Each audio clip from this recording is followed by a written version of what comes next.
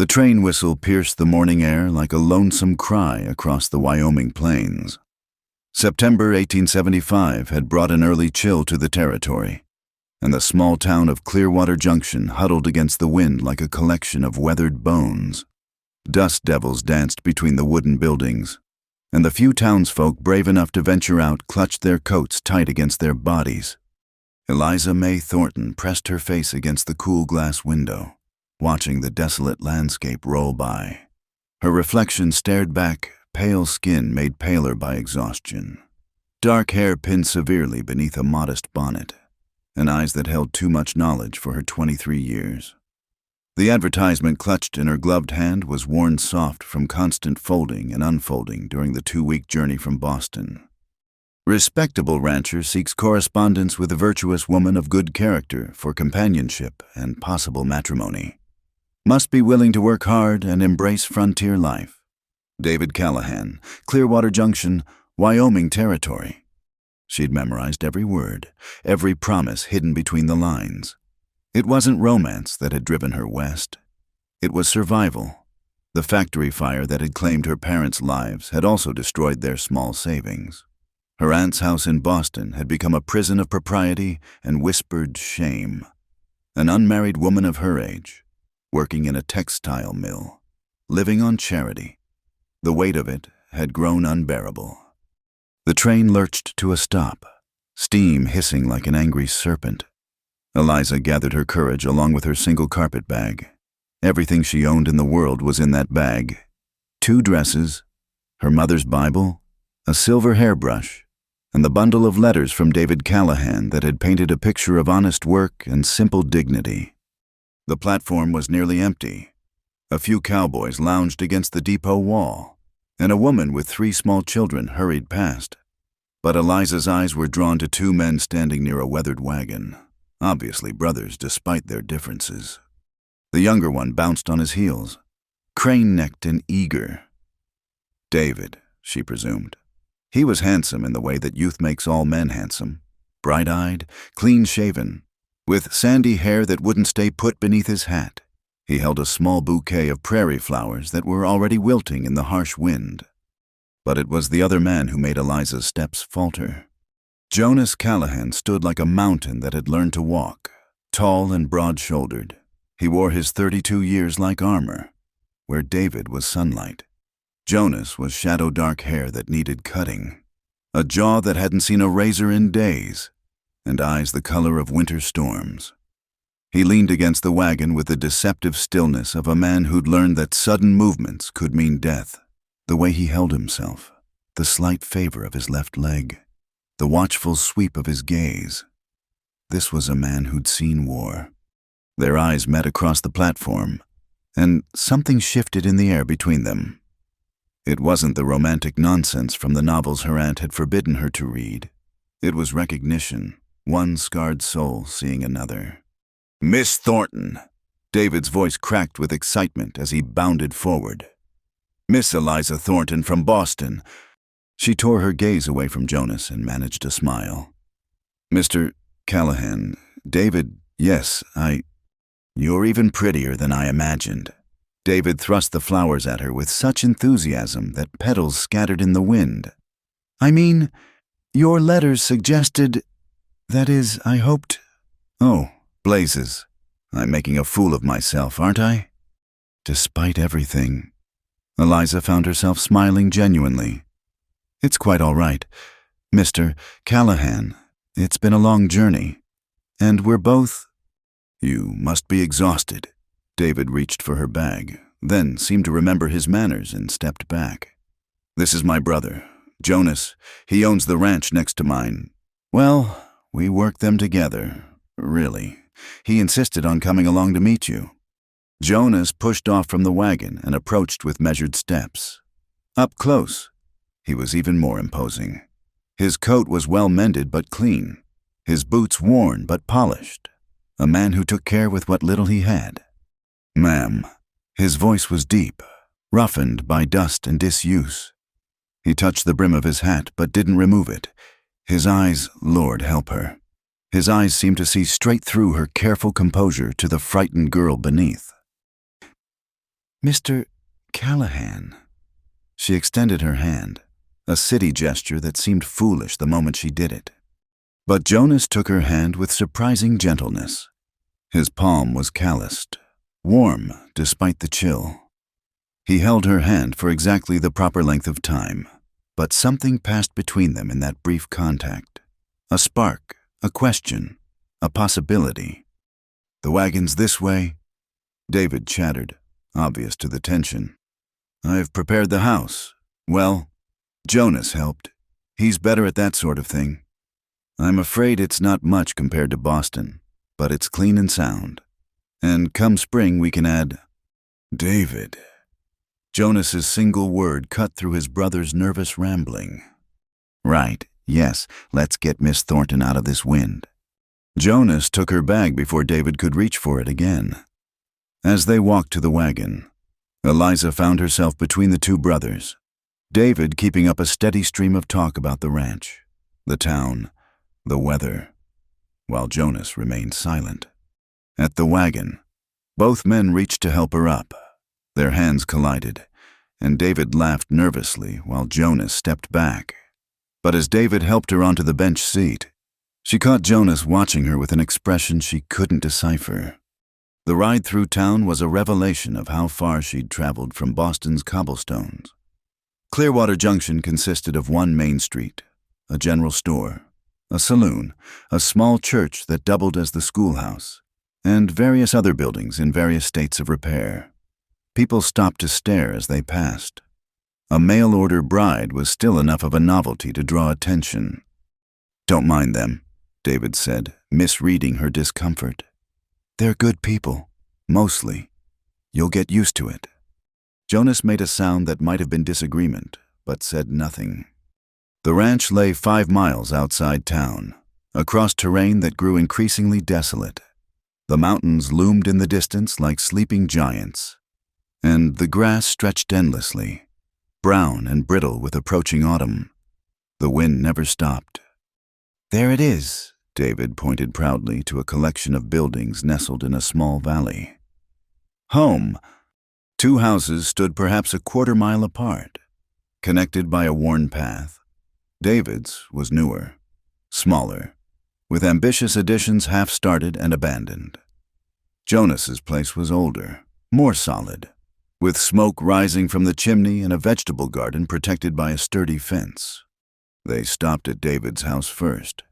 It was adequate, clean, as promised, but with the hollow feeling of a place uninhabited by women. The furniture was sparse and utilitarian. The windows had no curtains.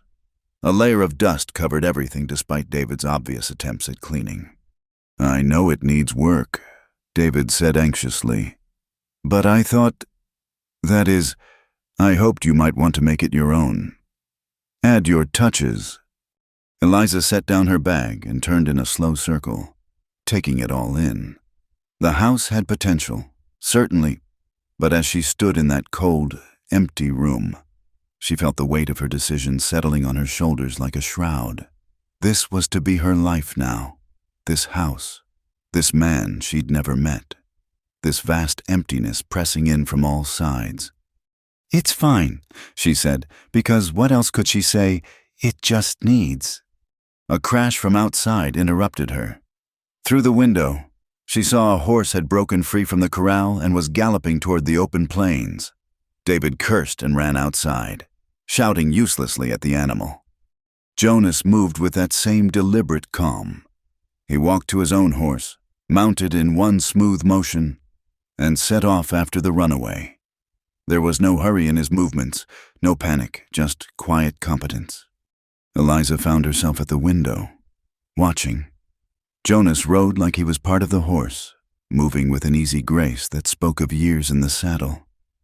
He didn't chase the runaway so much as guide it, using the terrain and his own presence to turn the frightened animal back toward home. "He's good with horses," she said without thinking. "Good with everything," David replied, coming back inside. His face was flushed with embarrassment and something else, resentment. Jonas always knows what to do, perfect Jonas, who never makes mistakes. The bitterness in his voice made Eliza turn. You sound as though that's a bad thing. David's bright smile faltered. No, of course not. It's hard sometimes. Being the younger brother, everything I do, he's done better. Even the war, he came back a hero. I was too young to go. There was a story there, but before Eliza could ask, Jonas returned with the wayward horse. He tied it securely and came back inside, bringing the scent of leather and wind with him. Fence needs mending on the north side, he told David. I know, David snapped. I'll get to it. Jonas studied his brother for a moment, then turned to Eliza. You'll need supplies from town, things David might not have thought of. I made a list, David protested. Women need different things. Jonas's words were matter of fact, but there was something in the way he looked at her, a recognition that she was a person with her own needs, not just a solution to his brother's loneliness. I can make do with whatever, Eliza began. No. The word was quiet but firm. You've come a long way to make a life here. You should have what you need to do it properly. Their eyes met again, and this time Eliza didn't look away. There was something happening here, something she didn't understand and couldn't name. David stood between them, but it was as if he'd become invisible. Thank you, she said softly. Jonas nodded once and turned to leave. At the door, he paused. Welcome to Wyoming, Miss Thornton. Then he was gone, leaving Eliza with the distinct feeling that her carefully planned future had just become dangerously complicated. He's always like that, David said, trying to reclaim her attention. Comes and goes as he pleases. Don't pay him any mind. But as Eliza unpacked her few belongings in the room that would be hers, she found her thoughts returning again and again to storm-gray eyes and a voice like distant thunder. She'd traveled 2,000 miles to marry one brother, so why couldn't she stop thinking about the other? Outside, the Wyoming wind howled its welcome, and Eliza May Thornton wondered what she'd gotten herself into. She'd thought she was choosing safety, security, a simple life with a simple man. But looking out the window at Jonas Callahan's solitary figure heading back to his own ranch, she realized that nothing about this place or these brothers was going to be simple at all. The first week passed in a blur of awkward meals and strained conversations. David tried too hard, filling every silence with chatter about the ranch, the weather, plans for the future. Eliza learned to smile and nod while her hands stayed busy with mending and cleaning, bringing some semblance of order to the bachelor household. But it was Jonas who occupied her thoughts during the long, wakeful nights. He appeared each morning like clockwork, sharing breakfast before the brothers headed out to work their land, where David wolfed down his food while talking about everything and nothing. Jonas ate with deliberate care, his presence filling the small kitchen without need for words. Storm's coming, he said on the 7th morning, studying the sky through the window. Could be a bad one. You always think storms are coming. David laughed, but there was an edge to it. Miss Thornton, Eliza, don't mind him. Jonas sees trouble everywhere. Man who doesn't watch for trouble usually finds it anyway. Jonas's voice carried no heat, just quiet certainty. Eliza set down the coffee pot, noticing how Jonas tracked her movements without seeming to, what should I do to prepare? David waved dismissively. Nothing to worry about. These autumn storms blow through quick enough. But Jonas met her eyes directly. Check the shutters. Bring in extra firewood. Fill every bucket and pot with water. Make sure you have candles where you can find them in the dark. You're scaring her, David protested. I'm answering her question. The brothers locked gazes, and Eliza felt the familiar tension crackling between them. It had been there every day, growing stronger. David's easy smiles became forced whenever Jonas was near.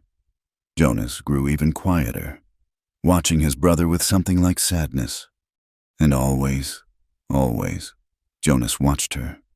Not in any improper way.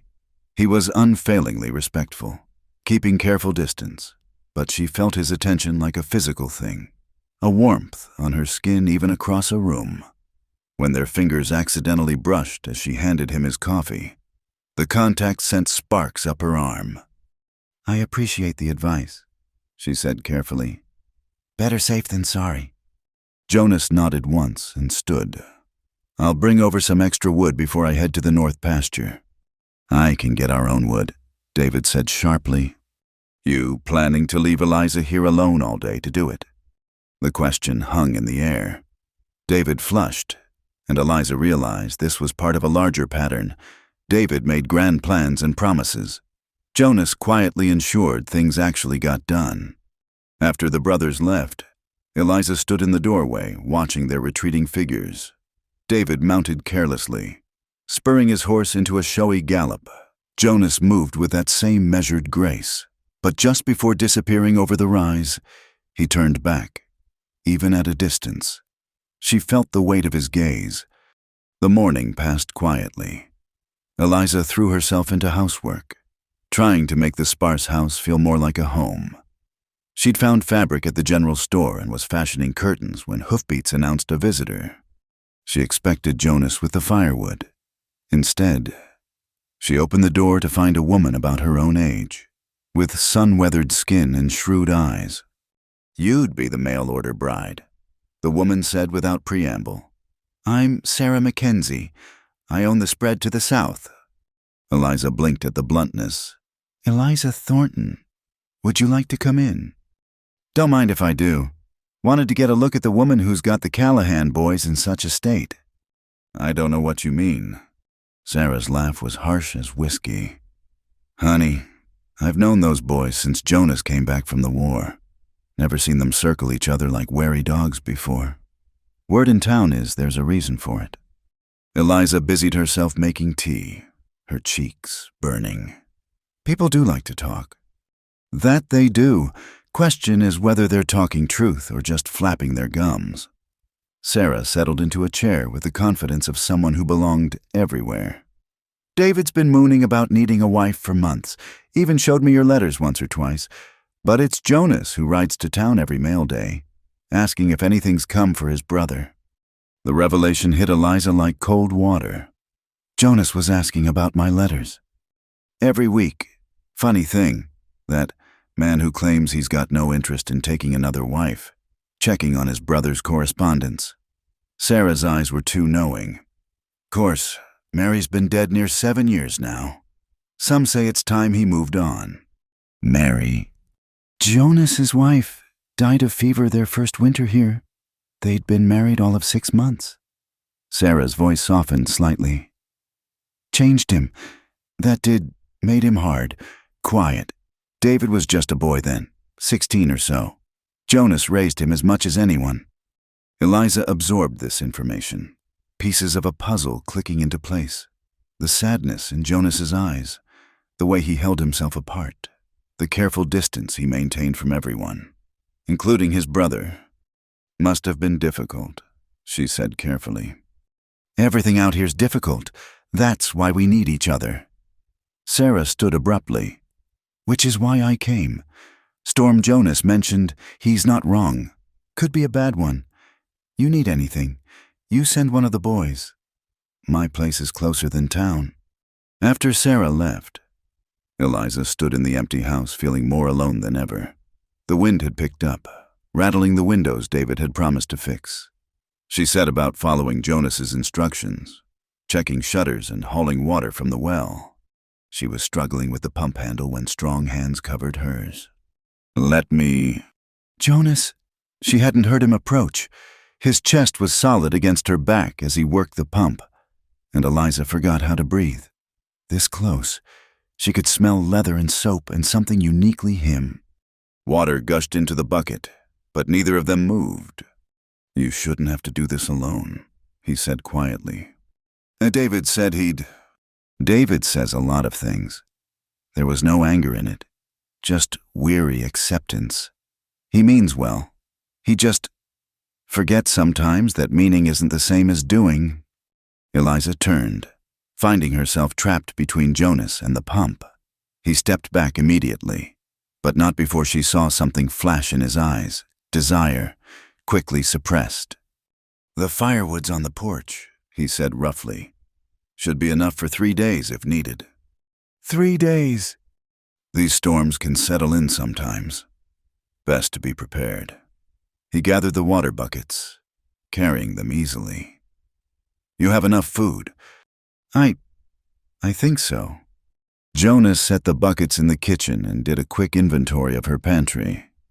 His frown deepened. "David was supposed to stock up. He said we'd go to town tomorrow." "Tomorrow might be too late." Jonas pulled out his pocket watch, calculating. "Get your coat." "What?" "Town. We need to get supplies before this hits." "But David's at the Hendersons, helping with their barn raising. Won't be back until dark." Jonas was already moving, banking the fire and checking the windows. "Unless you'd rather chance going hungry." Eliza grabbed her coat and bonnet. As Jonas helped her into the wagon, his hands lingered at her waist a moment longer than necessary. Their eyes met, and she saw him wrestle with himself before stepping away. The ride to town was tense with unspoken words. The sky had turned an ominous green-gray, and the wind whipped at Eliza's skirts. Jonas drove with focused intensity, occasionally glancing at the horizon. "Tell me about Boston," he said suddenly. "What would you like to know?" "Anything. Everything." He caught himself. It must be different from here. So Eliza talked about cobblestone streets and gas lamps, about factory whistles and church bells, about winters that were cold but civilized. Jonas listened with complete attention, asking occasional questions that showed he was truly interested. "Do you miss it?" he asked as they reached town. "Parts of it." Eliza considered her words carefully. "I miss feeling safe, knowing what each day would bring." "Safety's an illusion," Jonas said quietly. "Even in cities. Maybe especially there." At the general store, Jonas was all business. He loaded the wagon with efficiency born of experience. Flour, beans, salt pork, canned goods, lamp oil. When Eliza reached for her small purse, he shook his head. "David should have taken care of this." "I can't let you." "You're going to be family." The words seemed to stick in his throat. Family takes care of each other. The ride back was racing against the storm. The first fat raindrops splattered against the wagon as they reached the ranch. Jonas pulled up to the house and began unloading at a run. "Get inside," he ordered as thunder crashed overhead. But Eliza grabbed an armload of supplies, ignoring his protests. Together they made several trips, working in tandem as the storm broke in earnest. By the time everything was inside, they were both soaked through. Jonas stood dripping in her kitchen, and Eliza was struck by how he filled the space. Not just physically, though he was a large man. His presence seemed to push against the walls, making the house feel simultaneously too small and properly inhabited for the first time. "You should get out of those wet things," she said, then blushed at how it sounded. A ghost of a smile touched Jonas's lips. "I should get home." Lightning illuminated the kitchen, followed immediately by a deafening crack of thunder. The rain became a solid wall of water, visibility dropping to nothing. "You can't ride in this," Eliza said. "I've ridden through worse." "That's foolish pride talking." Jonas stiffened. "I don't think it's appropriate." "What's inappropriate is you catching your death because of some notion of propriety." Eliza lifted her chin. "David won't be back until this passes. You can leave once it's safe." They stood facing each other, water pooling at their feet. Jonas's shirt clung to his broad chest, and Eliza was acutely aware of her own sodden state. The air between them crackled with more than storm energy. "I'll build up the fire," Jonas said finally. While he worked, Eliza escaped to her room to change. Her hands shook as she peeled off wet layers. This was dangerous territory. She was promised to David, not officially engaged yet, but the understanding was clear, and yet, when she returned in dry clothes, Jonas had the fire roaring and had changed into a shirt and pants he must have retrieved from the wagon. He often kept spare clothes there, she'd noticed, prepared for any emergency. "Tea," she offered. "Please." They sat at the kitchen table, the storm raging outside, and Eliza felt like they were the only two people in the world. Jonas had rolled up his sleeves, revealing forearms corded with muscle and marked with old scars. "Sarah Mackenzie came by today," she said to break the charged silence. Jonas's expression didn't change. "Sarah's a good woman, talks too much sometimes." "She told me about Mary." His hand stilled halfway to his cup. For a long moment, the only sound was rain hammering the roof. "I'm sorry," Eliza said softly. "It must have been devastating." "It was a long time ago." 7 years isn't so long for that kind of loss. Jonas looked at her then, really looked at her. "You sound like you know something about loss." "My parents, a factory fire, 6 months ago." "I'm sorry." "That's why I'm here," Eliza continued, not sure why she was telling him this. "My aunt took me in, but charity comes with a price. She made it clear I was tainted, working in factories, living without proper protection, not the kind of woman who makes a good match in Boston society." "So you answered David's advertisement." "It seemed like a chance for something better, or at least different." She managed a weak smile. "I didn't expect—" "What?" "You," she wanted to say. "I didn't expect you." "I didn't expect it to be so hard," she said instead. Jonas reached across the table, his hand covering hers. The contact sent lightning through her veins, more powerful than anything outside. "You're stronger than you think," he said. "I saw it that first day. You'll make it here." "How do you know?" His thumb traced a small circle on her hand. "Because you didn't flinch when you saw what you were getting into. Because you're here now, riding out a storm instead of hiding from it. Because you look at this land and see a challenge instead of a curse." "Is that how you see it, a challenge?" "I used to. Now it's just home." His voice dropped. "Though lately..." Jonas pulled his hand back abruptly and stood. "The storm's passing. I should go." But the rain still pounded. The wind still howled. They both knew he wasn't going anywhere. "Jonas!" She stood too, moving closer. "What's happening here?" "Nothing. Nothing can happen." "But something is..." He turned away, gripping the mantle. "You're meant for David." "I've exchanged letters with David. That's all. No promises have been made." "He's expecting..." "What about what I expect? What I want?" The words burst out of her. "Don't I get a choice?" Jonas spun to face her, eyes blazing. "You chose when you got on that train. You chose when you answered his letters." "I chose to survive. That's not the same as choosing a life." Eliza stepped closer. "Tell me you don't feel it. This, whatever this is between us, what I feel doesn't matter." "It's the only thing that matters." They stood inches apart, breathing hard. Jonas's control was cracking. She could see it in the tension of his jaw, the way his hands clenched at his sides. "Eliza." Her name on his lips was prayer and curse combined. "Please. Please, please pretend I don't notice how you watch me.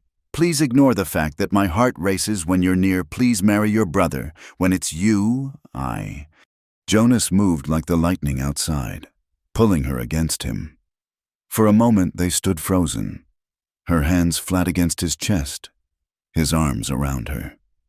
She could feel his heart hammering as hard as hers. "This is wrong," he said hoarsely. "Then why does it feel right?" The question hung between them like a living thing.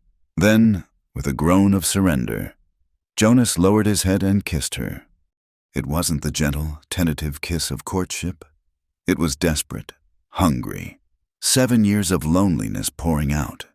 Eliza responded with equal fervor, her arms winding around his neck, trying to get closer. When they finally broke apart, both were shaking. "God help me," Jonas whispered. "I've wanted to do that since I saw you step off that train." Jonas. But he was already pulling away, rebuilding his walls. "This can't happen again. You're going to marry David. He's a good man. He'll be a good husband." "I don't want a good husband. I want—" "What you want will destroy this family." His voice was harsh now, purposefully cruel. "Is that what you came here to do, set brother against brother?" The words hit like a slap. "That's not fair." "Nothing about this is fair." Jonas grabbed his still damp coat. "The storm's breaking. I need to go." "Jonas, please." But he was already at the door. He paused, not looking back. "Forget this happened. For all our sakes." Then he was gone, leaving Eliza alone in the kitchen that still smelled of wet wool and lost possibilities. Outside, the storm was indeed passing, moving on to trouble other lives. But inside Eliza's heart, it had only just begun. The kiss changed everything and nothing. Jonas avoided the house for 3 days, sending word through David that he was needed at the northern boundary to repair storm damage. David, oblivious to the undercurrents, chattered about his brother's dedication while Eliza fought to keep her expression neutral. When Jonas finally returned, he was armored in cold politeness. He spoke only when necessary, never met her eyes, and left the moment breakfast ended. The easy companionship of their first week was gone, replaced by a tension that made the air difficult to breathe. "I don't know what's gotten into him," David complained one evening, pushing food around his plate. "He's always been moody, but this is different." Eliza concentrated on her sewing. "Perhaps he's worried about winter preparations." "Maybe." David brightened. "Speaking of preparations, I thought we might have a small ceremony next month. Nothing fancy, just the minister and a few neighbors. What do you think?"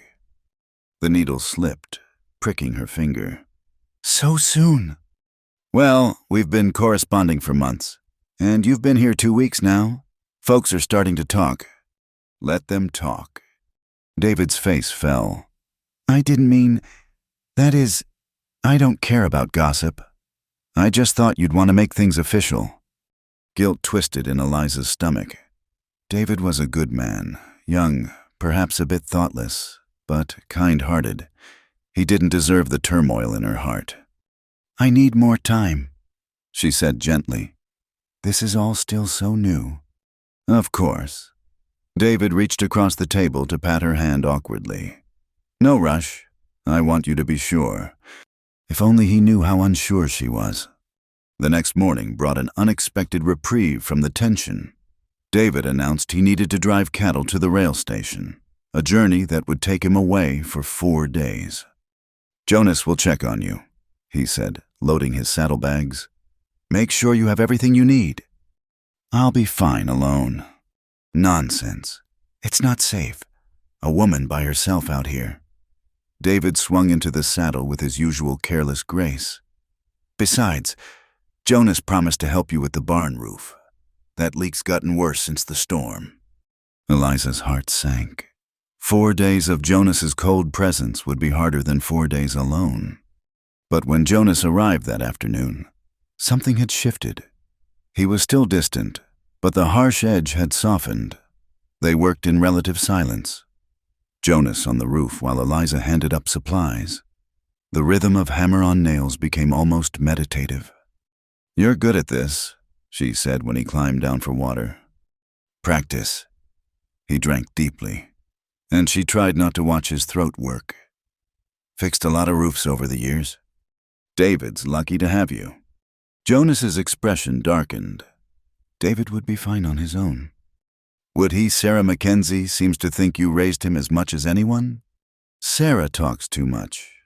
"Maybe, but she's not wrong." "Is she?" Eliza pressed on, tired of the silence between them. "You've been taking care of him since Mary died." Jonas set down the water dipper carefully, too carefully. "Someone had to. He was just a kid."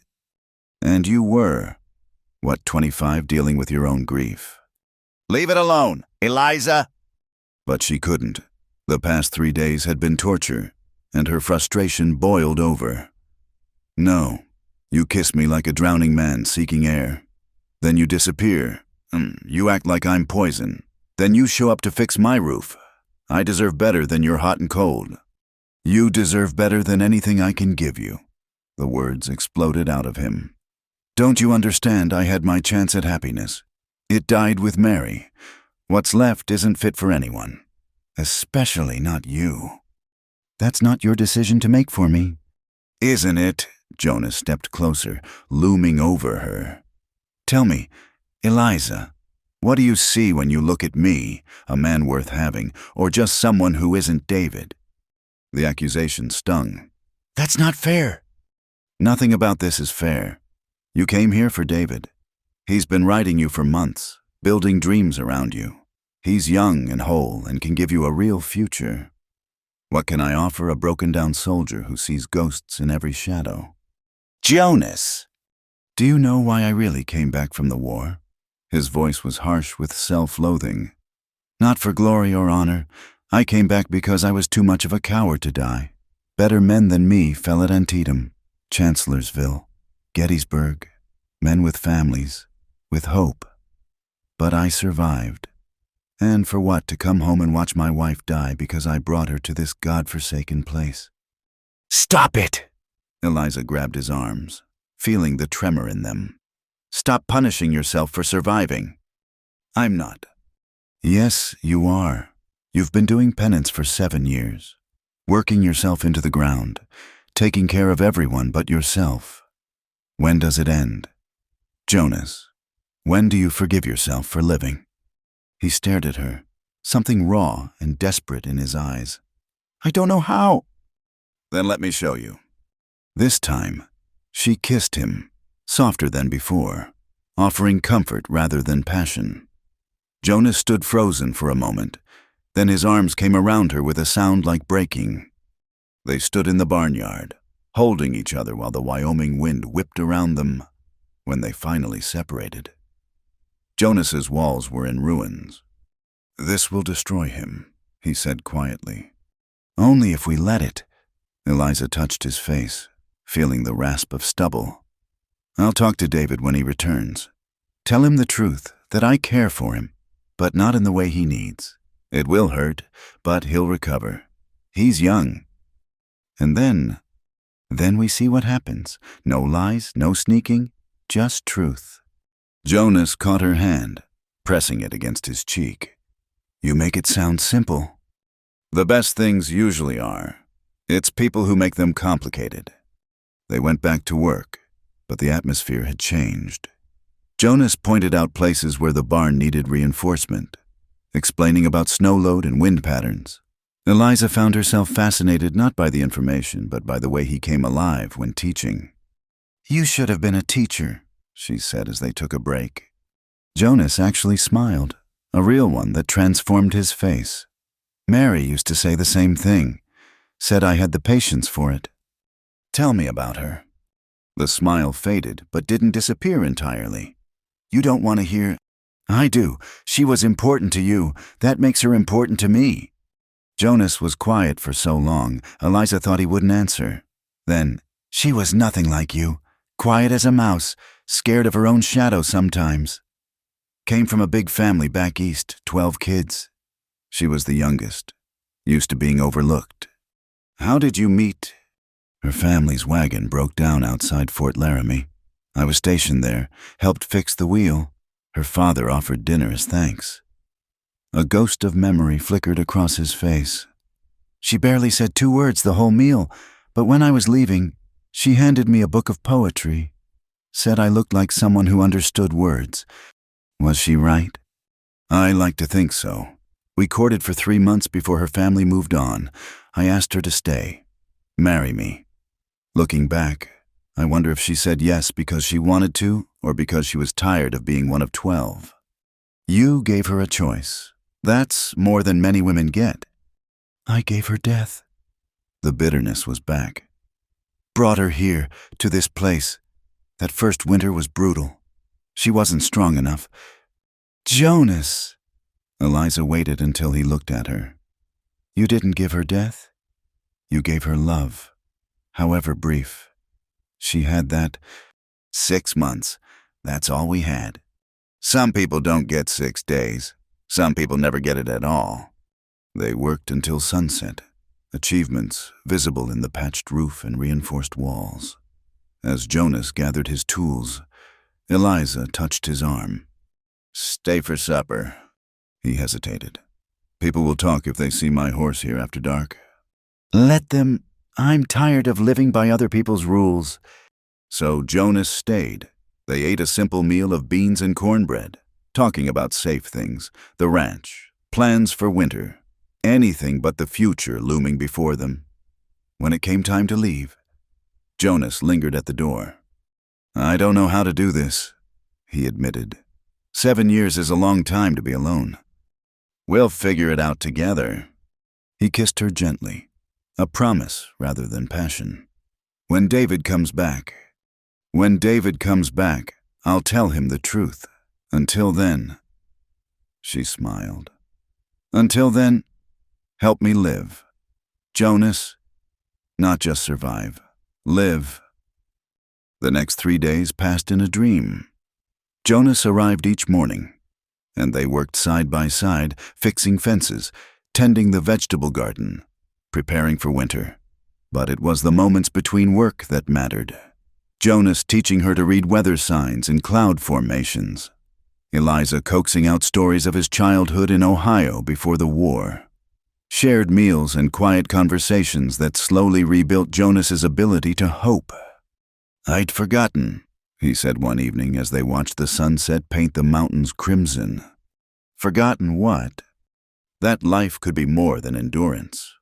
On the third night, a rider approached at full gallop. Jonas tensed, hand moving instinctively to where a weapon would hang. But it was Sarah Mackenzie, her face grim. There's been an accident, she said without preamble. David's horse spooked at a rattler. He's hurt bad. They've got him at the doctor's in town. The world tilted. Eliza gripped the porch rail while Jonas went stone still. How bad? His voice was steady, but Eliza saw his knuckles whiten. Broken leg for certain, maybe ribs. He was conscious when they brought him in, asking for her. Sarah jerked her chin at Eliza. And you? They made the ride to town in tense silence, Jonas pushing the horses hard. Eliza's mind churned with guilt and fear. This was her fault somehow. If she hadn't complicated things, if David hadn't been distracted.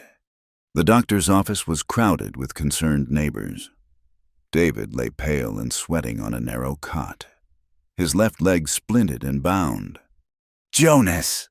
He tried to sit up, gasping at the pain. Eliza, I'm so sorry. Stupid accident. Hush. Eliza took his hand while Jonas gripped his shoulder. Save your strength. The cattle scattered, lost half the sale money. I've ruined everything. Money doesn't matter, Jonas said firmly. You're alive. Rest is details. David's eyes, glazed with laudanum, moved between them. Something flickered there, a recognition that made Eliza's heart pound. Take care of her, he whispered to Jonas. While I'm laid up, promise me. Promise me. His grip tightened with surprising strength. She needs protection. Please, Jonas, for me. Jonas's jaw worked. I promise. David relaxed, sinking back into the pillows. Within moments, the medicine pulled him under. Dr. Morrison, a gruff man with kind eyes, pulled them aside. Legs broke clean. It'll heal straight if he stays off it. The ribs are bruised, not broken, but he'll be down for at least 2 months. Maybe 3. He can't stay here that long, Jonas said. I got nowhere else to put him, unless he'll come to the ranch. Eliza spoke without thinking. I'll tend him. Jonas turned sharply. Eliza, it's the only solution. He needs care, and She swallowed hard. I owe him that much. They loaded David into the wagon bed the next morning. cushioned with every blanket they could find. He drifted in and out of consciousness, sometimes calling for Eliza, sometimes for his mother who'd been dead 15 years. Back at the ranch, they settled him in the main bedroom. Eliza would sleep in the kitchen, maintaining propriety. Jonas helped transfer his brother, his face carved from stone. "This changes things," he said quietly while David slept. "Yes." "I won't. I can't court you while he's helpless under your roof. It wouldn't be right." Eliza wanted to protest, but she knew he was right. "And after he heals?" "After he heals, we tell him truth. But until then," Jonas moved toward the door. "Until then, I'm just his brother, helping out, nothing more." "Jonas." But he was already gone, taking with him the warmth that had filled her world for 3 precious days. Eliza stood in the kitchen, listening to David's labored breathing from the next room, and wondered if they'd ever find their way back to those moments of possibility. Outside, the Wyoming wind howled its judgment, and winter crept closer on silent feet. The first snow fell on a Tuesday, 6 weeks after David's accident. Eliza watched the white flakes drift past the window while stirring a pot of soup, her movements mechanical after weeks of routine. David slept fitfully in the next room, his healing bones aching with the weather change. Jonas would arrive soon. He came every day, precise as clockwork, bringing supplies and helping with chores too heavy for her hands. They worked in careful silence, maintaining a distance that hurt more than any physical wound. Sometimes she caught him watching her with hungry eyes, but he always looked away, rebuilding his walls brick by stubborn brick. "That smells good," David called weakly from the bedroom. Eliza ladled soup into a bowl and carried it to him. He was sitting up, a good sign, though his face remained pale and drawn. The break had been worse than Dr. Morrison initially thought, and fever had set in during the second week. For 3 terrifying days, Eliza had wondered if she'd be nursing him only to bury him. "Jonas coming today?" David asked between careful sips. "Same as always." "Good. I need to talk to him." Something in David's tone made Eliza look up sharply. His eyes, clearer than they'd been in weeks, held an expression she couldn't read. Before she could ask, hoofbeats announced Jonas's arrival. He entered without knocking now, stomping snow from his boots. The cold had painted his cheeks red, making him look younger, more like the man he might have been without war and loss. "Storm's building," he said by way of greeting. "Could be a big one." "You always think storms are coming," David called from the bedroom. An echo of words spoken weeks ago. But where there had been mockery then, now there was only weary affection. Jonas appeared in the doorway. "You're looking better." "Feel like a horse kicked me, but yeah, better." David set aside the soup bowl. "Sit down. Brother, we need to talk. If it's about the cattle money." "It's not about the money." David's voice carried a firmness Eliza had never heard before. "It's about her. And you." The temperature in the room seemed to drop 10 degrees. Jonas went very still while Eliza's heart hammered against her ribs. "I don't know what you mean," Jonas said carefully. "Don't." David's laugh was bitter. "I may be young, Jonas, but I'm not blind or stupid. You think I haven't noticed the way you look at her when you think no one's watching, the way she says your name like it's a prayer." "David," Eliza started. "No, let me finish." He struggled to sit straighter, wincing. "I've had 6 weeks to lie here and think. 6 weeks of watching you two dance around each other like guilty children. At first, I was angry, furious. My brother and my intended, making eyes at each other over my sick bed." Jonas's hands clenched. "Nothing has happened. I wouldn't—" "I know," David's voice gentled. "That's the hell of it. Isn't it you wouldn't, both of you so damn noble, taking care of me while your hearts are breaking?" Tears burned Eliza's eyes. "I never meant—" "I know that too." David reached for her hand, his grip weak but sincere. You tried, Eliza. God knows you tried. You've been nothing but kind and patient. But kindness isn't love, is it? I do care for you. Like a sister cares for a brother. Like a friend. But when you look at Jonas... David shook his head. I've seen that look before. Mary used to look at him the same way. Jonas made a sound like he'd been punched. Don't! Someone needs to say it. You've been dead 7 years. Jonas walking around, working, breathing, but dead all the same. Until she stepped off that train. David's eyes moved between them. I saw it happen. 10 minutes. Maybe less. You looked at her, and something in you woke up. She came here for you, Jonas said roughly. No, she came here to survive. We both know that.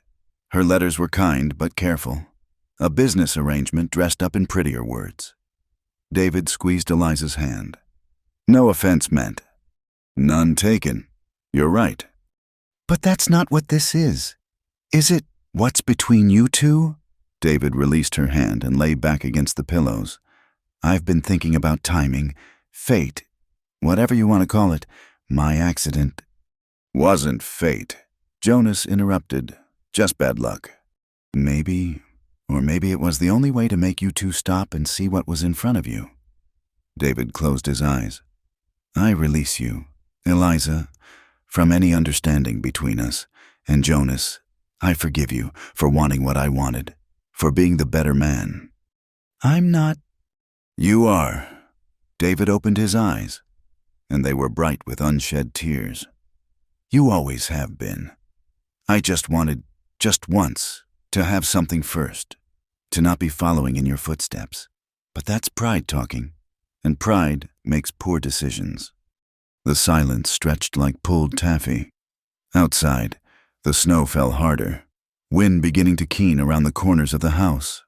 Say something, David finally said. One of you, both of you. Hell, somebody say something before I start feeling even more noble and change my mind. Jonas moved first, crossing to the bed in 2 strides. He gripped his brother's shoulder, and for a moment they just looked at each other. Years of history passed between them, shared losses, hard winters, all the times they'd saved each other in ways large and small. You're a good man, Jonas said quietly. Better than you know. Learned from the best. David's smile was wobbly but real. Now get out of here, both of you. Storm's coming. And I need sleep. Real sleep. Not the kind where I lie awake listening to you two not talking to each other. Jonas hesitated. Your leg? I can hobble to the kitchen if I need to. Got the crutch you made. Go on. Take her home before the storm hits. This is my home, Eliza protested. No. David's voice was firm. It's not, never was. We all know where you belong. Jonas looked at Eliza, a question in his storm-gray eyes. She saw the war there, duty against desire, honor against heart. 7 years of grief and guilt balanced against the possibility of happiness. Please, she whispered. That single word shattered his resistance. Jonas helped her into her coat with shaking hands, gathered her few belongings while she checked David's water pitcher and stoked the fire. Thank you, she said, kissing David's forehead. He caught her hand one last time. Be happy. That's all the thanks I need. And maybe name your first son after me. David! What man can hope? His grin was more genuine now.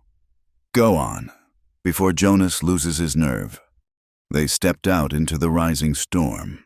Jonas lifted her onto his horse, then swung up behind her, arms coming around to take the reins. Eliza leaned back against his solid warmth, feeling like she could breathe properly for the first time in weeks. The ride to Jonas's house was short but treacherous, wind driving snow into their faces. By the time they reached the sturdy cabin, visibility had dropped to mere feet. Jonas dismounted and reached up for her. When her feet touched ground, he didn't step back. They stood in the swirling snow, her hands on his shoulders, his at her waist. Are you sure? He asked, voice nearly lost in the wind. Instead of answering, Eliza pulled his head down and kissed him. Not like before, no desperation or stolen moments. This was a claiming, a promise, a beginning. When they broke apart, Jonas's eyes were bright. "I love you?" The words seemed torn from him. "God help me, I've loved you since that first morning." "I love you too." He lifted her then, carrying her through the snow to his door. The house was cold and dark, but Eliza had never felt warmer. While Jonas built up the fire, she looked around with new eyes. This would be her home now, their home. The main room was larger than David's, better built. Jonas's hands showed in every careful joint and fitted board. But like its owner, the house held itself apart. No softness, no comfort beyond the strictly necessary. It was a place to sleep and eat, not to live. "It needs work," Jonas said, following her gaze. "It needs life." Eliza turned to him. "We can give it that." He crossed to her in swift strides, framing her face with work-rough hands. "I don't deserve you." "Stop." She covered his hands with hers. "No more of that. No more guilt. No more ghosts. Mary wouldn't want you to mourn forever." "No," he agreed quietly. "She wouldn't. She told me once if anything happened to her, I should find someone else, someone strong enough for this life. I was angry when she said it. And now I think maybe she knew something I didn't." He traced her cheekbone with his thumb. "That love isn't just something that happens once. That a heart can break and heal and love again. Different, but just as true." The storm raged outside. But inside Jonas's house, their house, a different kind of fire built. They came together like the confluence of two rivers, inevitable and right. Later, lying entwined while wind howled its blessing. Jonas traced patterns on her bare shoulder. "We'll marry as soon as the storm breaks," he said. "I won't have people talking." "Let them talk." "No." He tipped her chin up. "I want to do this right. You deserve that much. A proper wedding, even if it's small. A real beginning." "I already have my beginning." She kissed the scar that ran along his collarbone. A war wound he'd never explained. "Right here." They made love again as the storm built to its crescendo. Two souls finding shelter in each other against the wild darkness outside. When exhaustion finally claimed them, they slept entwined. Jonas's arms tight around her as if she might disappear with the dawn. Eliza woke to stillness and pale light. The storm had passed, leaving the world transformed in white. Jonas stood by the window, silhouetted against the brightness. "Second thoughts?" she asked softly. He turned, and the look on his face stole her breath. Wonder, disbelief, and love mixed in equal measure. "No, never." He came back to bed, gathering her close. "I was just thinking about time, how I marked it for 7 years by what I'd lost. But now I want to mark it by what I've found." He kissed her slowly, thoroughly. "By our first morning, our first storm weathered together, our first—" A tremendous crash interrupted him.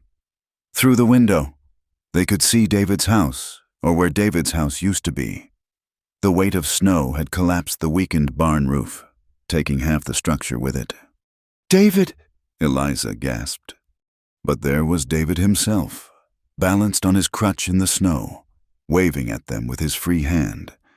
Even from a distance, they could see his grin. "Looks like I'll be needing somewhere to stay," he called. "Good thing my brother has a sturdy house." Jonas laughed, really laughed. The sound rusty from disuse, but genuine. Good thing indeed. They dressed quickly and went out to help David through the snow. As the three of them made their way back to Jonas's house, their house now, Eliza felt the rightness of it settle into her bones. She'd come west as a mail-order bride, meant for one brother but chosen by another in 10 minutes of seeing her. It shouldn't have worked. By all rights, it should have ended in disaster. But as Jonas's hand found hers, warm and steady, She knew that sometimes the heart had its own plans.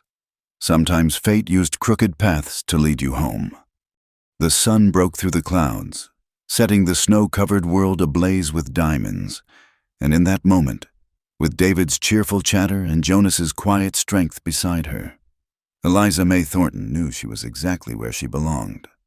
The news spread through Clearwater Junction like wildfire in August grass. By the time Jonas and Eliza rode into town for supplies 3 days after the storm, every eye followed their wagon. Women whispered behind gloved hands, while men exchanged knowing looks over their whiskey glasses. "Let them talk," Jonas said. But his jaw was tight as they entered Morrison's general store. Mrs. Morrison, a pinch-faced woman who collected gossip like others collected stamps, practically vibrated with curiosity. Why? Miss Thornton and Mr. Callahan, together. How interesting. "I'm Mrs. Morrison." Eliza kept her voice pleasant as she handed over her list. "We'll need flour, salt, and coffee. Please." "Of course. And how is poor David? Such a terrible accident. And now his house collapsed too. The Lord does test us in mysterious ways." Her eyes glittered with false sympathy. "Though I suppose every cloud has its silver lining. For some." Jonas stepped forward, his presence filling the space. "David is recovering well. Thank you for asking. He's staying with us until his leg heals completely." "Us, Mrs."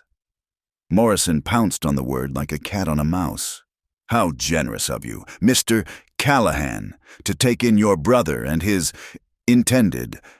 former intended," Eliza said clearly. "David and I have dissolved our understanding. Amicably." The store fell silent. "Even Mr." Morrison stopped sweeping to stare. In the corner, 2 ranch hands suddenly found their bootlaces fascinating. "Dissolved, Mrs." Morrison's voice climbed an octave. "But you came here specifically to marry David. You're a mail-order bride." "I came here for a new life," Eliza corrected. "I found one, just not the one I expected." Jonas moved closer, not quite touching but near enough that his warmth reached her. "Miss Thornton has agreed to be my wife. We'll be married as soon as Reverend Hayes returns from Denver." The announcement dropped into the silence like a stone in still water. "Mrs." Morrison's mouth opened and closed like a landed fish. "Your wife," she finally managed. But she was meant for David. "Hearts don't always follow plans, Mrs. Morrison." Jonas's voice carried a warning. "Now, about those supplies." They completed their purchases in tense silence, but Eliza could feel the stares burning into her back. As they loaded the wagon, angry voices drifted from the saloon across the street. "It ain't right," someone declared loudly. "Woman comes to marry one brother, ends up with the other. There's a word for women like that." Jonas's hands stilled on the reins. Eliza touched his arm. "Don't! They're not worth it." "Listen to the woman. Callahan." Jake Hendricks emerged from the saloon, whiskey heavy on his breath despite the early hour. He'd been pursuing the blacksmith's daughter unsuccessfully for months and had opinions about everything. "She's got you trained already, just like she played them brothers against each other." "Watch your tongue, Hendricks." Jonas's voice was deadly quiet. "Or what you'll fight me like you fought your brother." "Oh, wait." Hendricks laughed nastily. "You didn't fight. You just took what was his while he was flat on his back. Real noble." Jonas was off the wagon before Eliza could stop him. His fist connected with Hendricks's jaw with a satisfying crack, sending the man sprawling in the muddy snow. "Anyone else have opinions about my future wife?" Jonas asked the gathering crowd. Hendricks struggled to his feet, spitting blood. "She's turned you both into fools. David writing all them letters, spending money he didn't have on pretty paper and such. And you, acting like some lovesick boy when everyone knows you ain't smiled since Mary died." "Maybe that's exactly why I'm smiling now." Jonas stepped closer, and Hendricks scrambled backward, A man can mourn too long, can forget there's life beyond grief. Eliza reminded me of that. And if David's man enough to see we suit better, maybe the rest of you could learn from his example. Jonas. Reverend Hayes's calm voice cut through the tension. The elderly minister had arrived unnoticed, his presence commanding respect. Mr. Hendricks, I believe this discussion is finished. Hendricks slunk away, still muttering.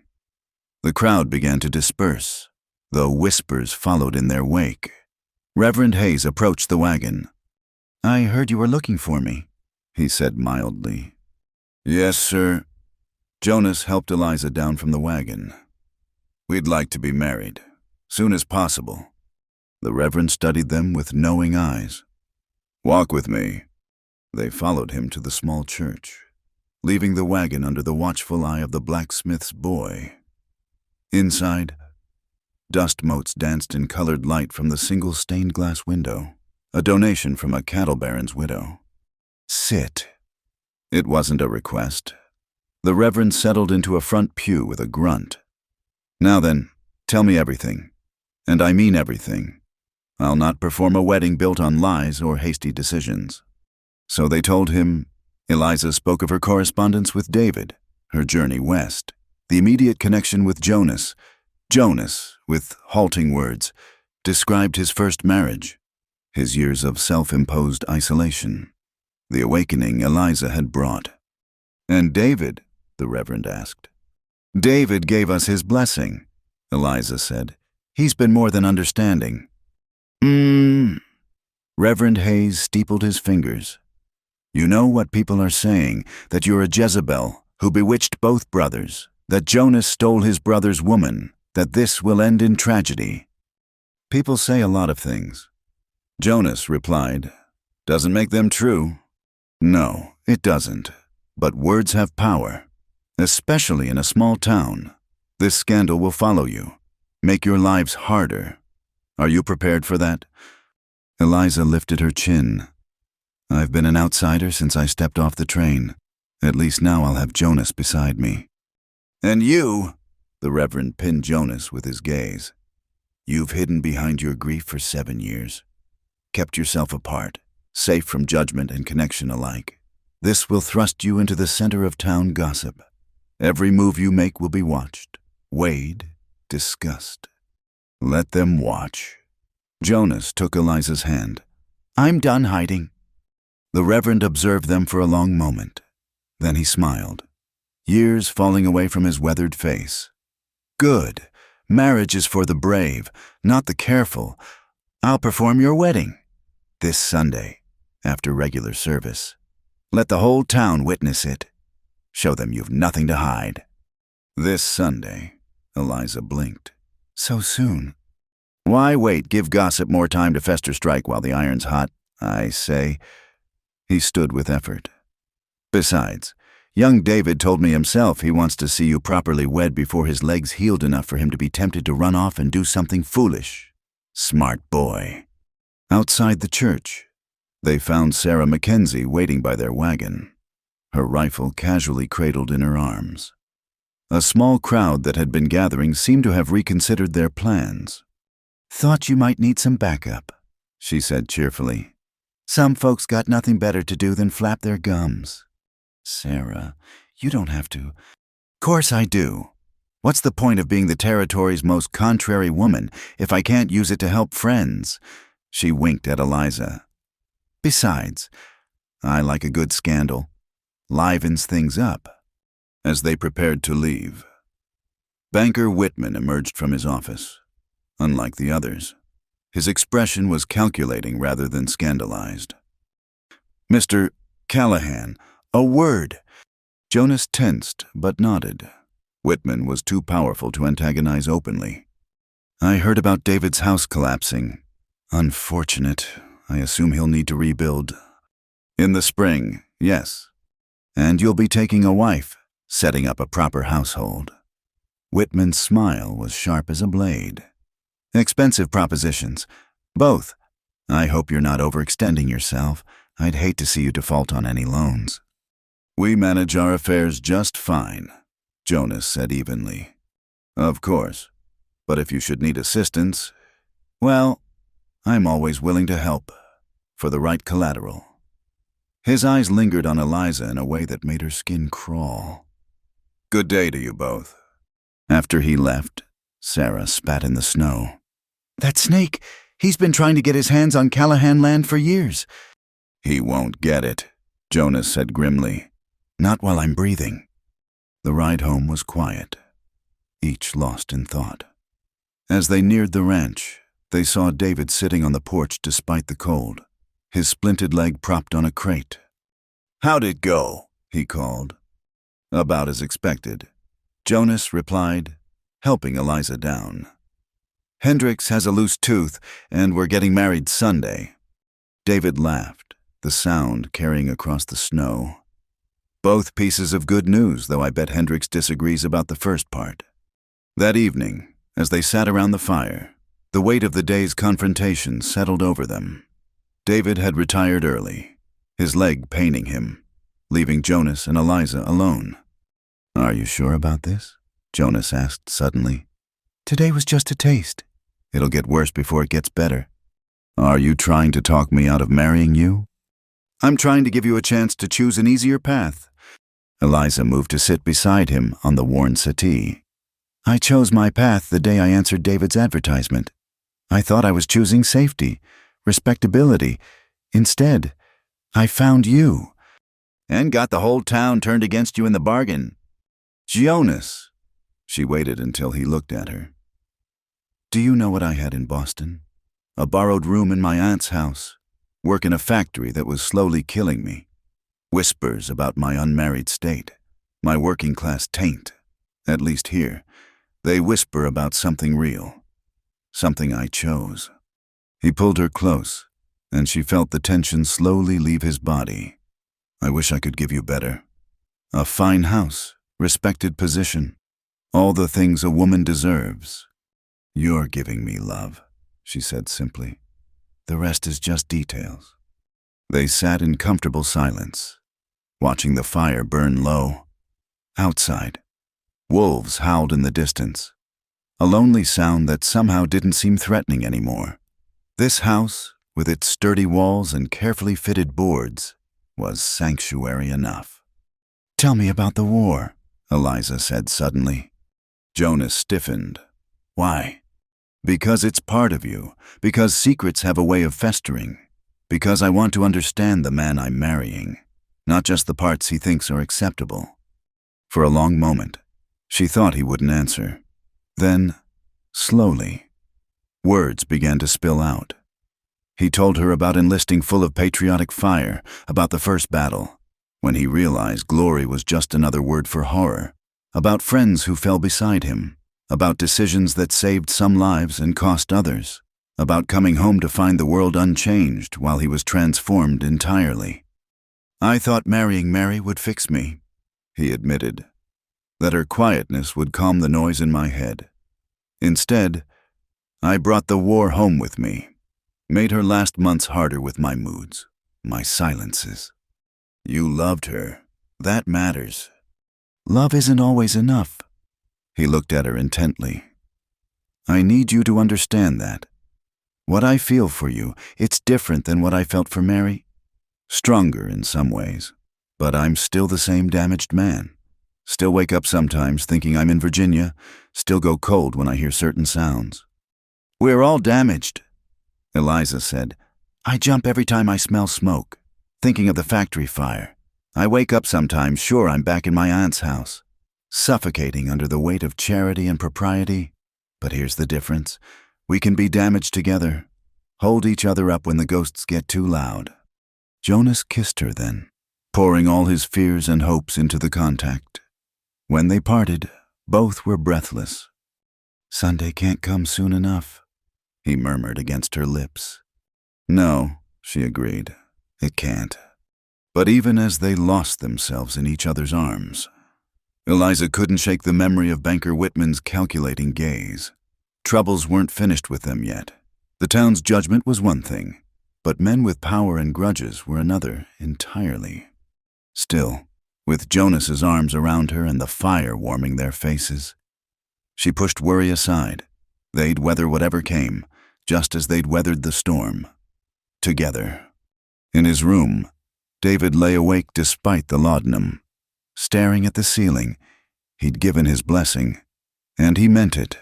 But that didn't stop his heart from aching at what might have been. Through the thin walls, he could hear their murmured voices, the quiet laughter that Jonas had rediscovered. "Be happy," he whispered to the darkness. "Be so damned happy it makes up for everything else." And somewhere in the Wyoming night, as if in answer, the wind softened its howl to something almost like a lullaby. The morning of the wedding dawned clear and bright, but by noon, dark clouds massed on the horizon like an invading army. Jonas stood on the porch, studying the sky with the intensity of a man reading scripture. "Spring storms," David said from his chair. "Always unpredictable." "This one feels different." Jonas's voice carried an edge of worry. "Air's too heavy, too still." Inside, Eliza fastened the buttons on her best dress, the blue one she'd saved for special occasions that never came in Boston. Sarah Mackenzie had arrived early to help, bringing wildflowers and stern practicality in equal measure. "Stop fretting," Sarah commanded, pinning flowers in Eliza's hair. "Every bride worries on her wedding day." "It's not the wedding I'm worried about." Eliza moved to the window, watching Jonas's tense silhouette. "He's been restless all morning, like he's waiting for something bad to happen. Man's got a right to be nervous. He's been alone a long time." But Eliza knew it was more than that. Jonas had the heightened awareness of a soldier, instincts honed by survival. If he sensed danger... A rider approaching at full gallop interrupted her thoughts. Sam Patterson from the neighboring ranch pulled up hard, his horse lathered with sweat. "River's rising fast," he announced without preamble. "Snow melt from the mountains, plus rain upstream. Bridges are already underwater down near Miller's Crossing." Jonas was already moving. "How long before it reaches here?" 4 hours, maybe 5. Depends on how much water's coming down." Eliza's heart sank. Their ranch sat on high ground, but the road to town ran along the river for several miles. If the bridges flooded... "We need to warn the town," Jonas decided. "Get everyone to high ground." "What about the wedding?" David asked. Jonas looked at Eliza, apology clear in his eyes, but she was already reaching for her work clothes. "Saving lives is more important than ceremony," she said firmly. "We can marry another day." "Like hell." Sarah's voice cracked like a whip. "Sam, ride to town, warn everyone, especially the families in the lower section. Tell Reverend Hayes to meet us at the Hendricks barn. It's the highest building that'll hold everyone. We'll have this wedding, flood or no flood." "Sarah," Jonas began. "Don't Sarah me. Jonas Callahan. You've waited 7 years to live again. I'll not let a little water stop it." She turned to Eliza. "You still want to marry this man?" "Yes." "And you?" She pinned Jonas with her gaze. "You ready to stop finding excuses?" Jonas looked at Eliza, and his expression softened. "Yes." "Then we've got work to do." What followed was organized chaos. Sam rode for town while Jonas and Eliza loaded their wagon with everything useful. Ropes, blankets, medical supplies. David, frustrated by his immobility, directed operations from the porch with military precision. "Take the high road through Miller's Pass," he advised. "Longer but safer. And Jonas, take the rifles." "You expecting trouble beyond the flood?" David's expression was grim. "Disasters bring out the best and worst in people. Better armed than sorry." The ride to town was treacherous, already. Creeks that were usually trickles had become torrents. The sound of rushing water filled the air like thunder. In the distance, they could see the river, swollen, angry, carrying debris like battering rams. The lower section of Clearwater Junction was in panic. Water already lapped at doorsteps as families struggled to salvage what they could. Jonas pulled up at the Mercantile. "Everyone to the Hendricks barn," he shouted. "Leave the possessions. Save yourselves." Some listened immediately. Others hesitated, unwilling to abandon everything they owned. Eliza jumped down, wading through ankle-deep water to help Mrs. Chen, the laundry woman, with her 3 young children. "My shop," Mrs. Chen protested. "Everything I have." "Your children have their mother," Eliza said firmly. "That's everything that matters." Jonas was everywhere at once, carrying elders on his back, organizing younger men into rescue teams, his voice cutting through panic with calm authority. This was the soldier, Eliza realized, the man who'd led others through hell and brought them home. Jake Hendricks appeared, the antagonist from days before. His face was pale as he splashed toward Jonas. "My sister's family, they're trapped at the old Sawyer place. The bridge is out, and the water's rising fast." Jonas didn't hesitate. "Show me." "Jonas, no." Eliza caught his arm. "It's too dangerous." 4 kids in that house," he said quietly. "Youngest isn't but 3 years old." She knew then that nothing would stop him. "Then I'm coming too." "Eliza, we do this together or not at all." Something flashed in Jonas's eyes. Pride, fear, love, all mixed together. He nodded once. They took fresh horses and followed Hendricks along the ridge. Below, the flood had become a monster, devouring everything in its path. Trees that had stood for decades were ripped from the earth like weeds. A chicken coop floated by, its occupants squawking indignantly. The Sawyer place sat on what had been a gentle rise above the river. Now it was an island, water climbing steadily toward the house where shadows moved frantically in the windows. "The main current's too strong," Jonas assessed. "But see where it eddies near those rocks, we might make it across there." Might. Eliza's throat was dry, despite the water everywhere. "Better odds than waiting." He turned to Hendricks. "Get back to town. Tell them to have ropes ready and warm blankets. We'll need them." Hendricks looked between them, something like respect replacing his usual sneer. "Godspeed." Jonas fashioned a harness from rope, tying Eliza securely to himself. "If we go under, don't fight the current. Let it take us, then swim for the edge when it slows." "Jonas." "I love you," he said simply. "Whatever happens, I love you too." They entered the water together. The cold was shocking, stealing breath and thought. The current was stronger than it looked, trying to tear them apart. But Jonas was stronger still, fighting for every foot of progress. Halfway across, debris struck Jonas's shoulder, spinning him around. For a terrifying moment, they were both underwater, the world reduced to cold and darkness and the terrible power of the flood. Then Jonas found his footing, hauling them both up, gasping. "Almost there," he gritted out. They reached the house just as water began pouring through the ground floor windows.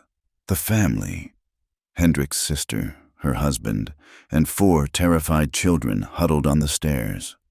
"Thank God," the woman sobbed. "We thought—" "Save the thanks for later." Jonas interrupted. "We need to get to the roof." Working together, they broke through the attic access. Jonas lifted each child up, Eliza receiving them and calming their tears. The adults followed, and soon all 8 of them crowded onto the roof's peak, watching the water rise. "Now what?" the husband asked, clutching his youngest. Jonas was already working, using his knife to cut the rope into sections. "We wait for the water to crest. Then we use the current to reach the ridge. There, see that big oak? That's our target." "That's madness." "That's survival."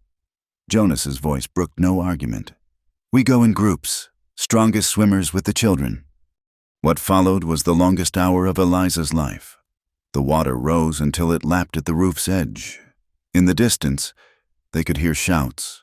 The town had noticed their plight, but no one could reach them. They were on their own.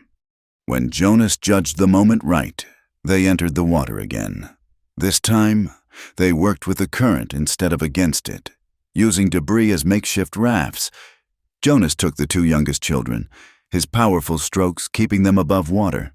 Eliza helped the older children, her factory worker's strength serving her well. One by one, they reached safety, waterlogged, exhausted, but alive.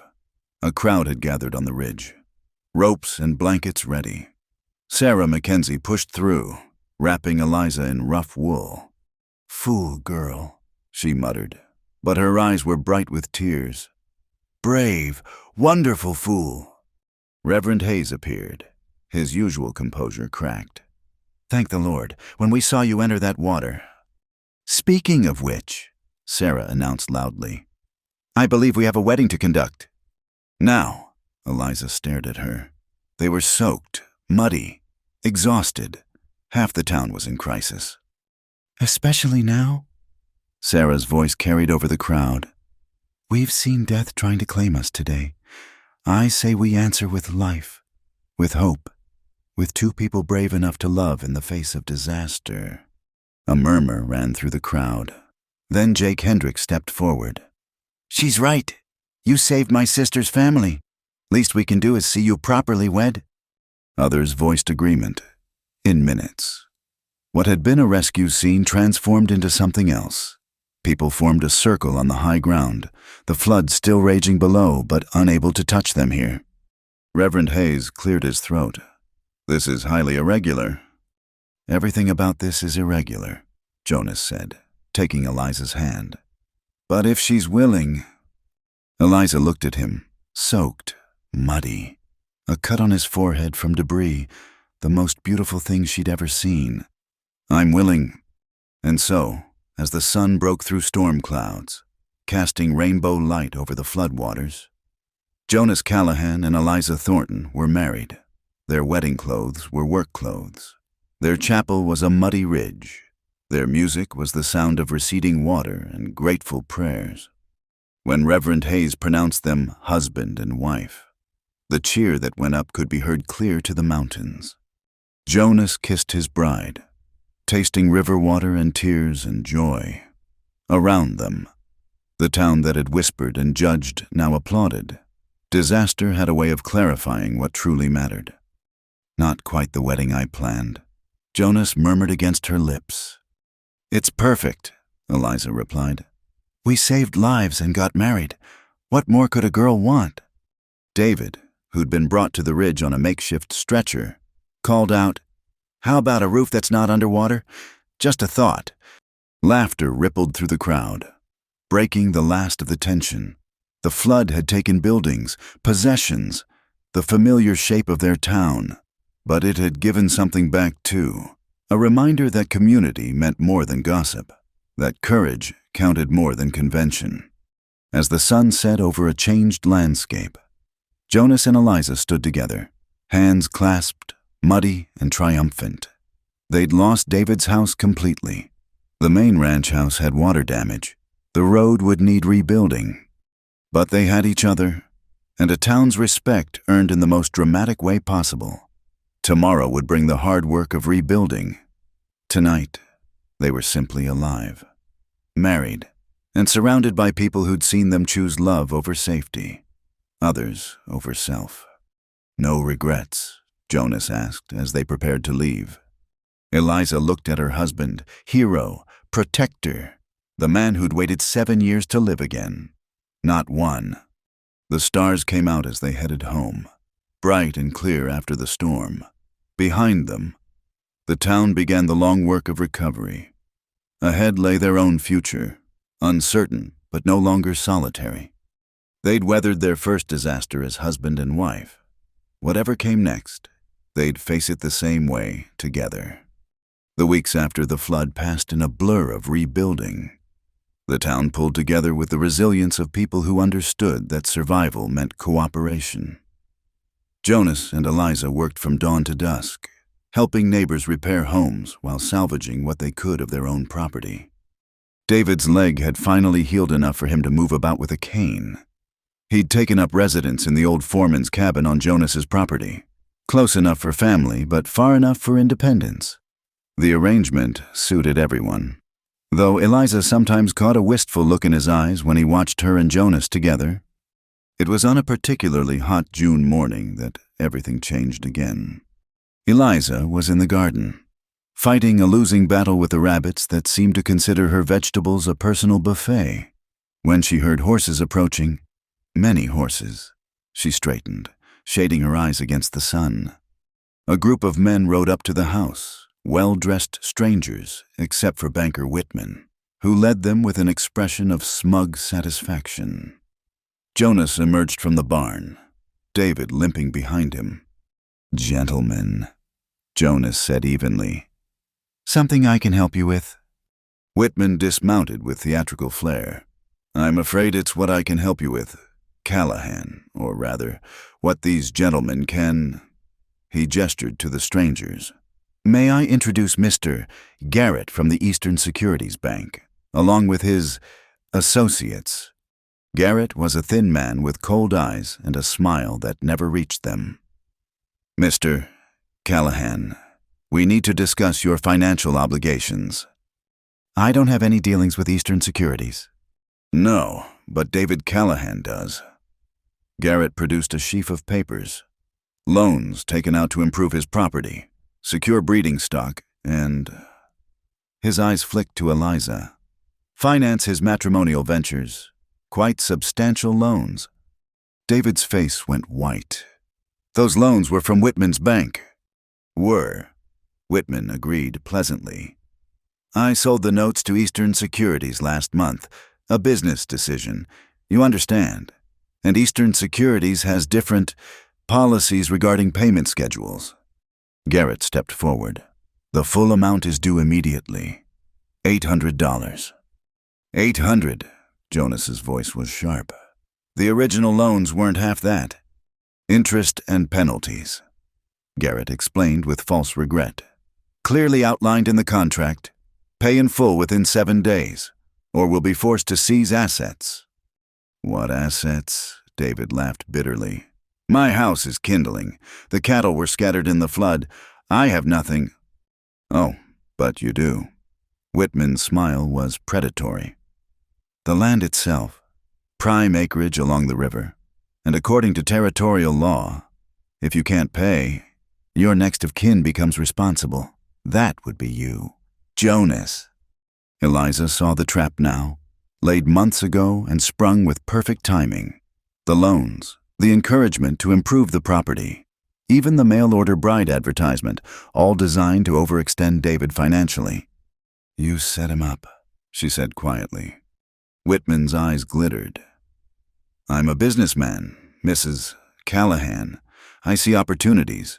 Your brother-in-law saw an advertisement in a Denver paper and thought he'd found love. I saw a young man spending money he didn't have." "You placed that advertisement," Jonas said, understanding dawning. "You wanted David in debt." "Prove it," Whitman shrugged. "The point is, you have 7 days. Pay the debt or lose both ranches." "Good day." They rode off in a cloud of dust, leaving stunned silence behind. David sank onto the porch steps, head in his hands. "I'm sorry," he said, voice muffled. "God, Jonas, I'm so sorry. I've ruined everything." "You were played," Jonas said grimly. "We all were." $800. David looked up, eyes haunted.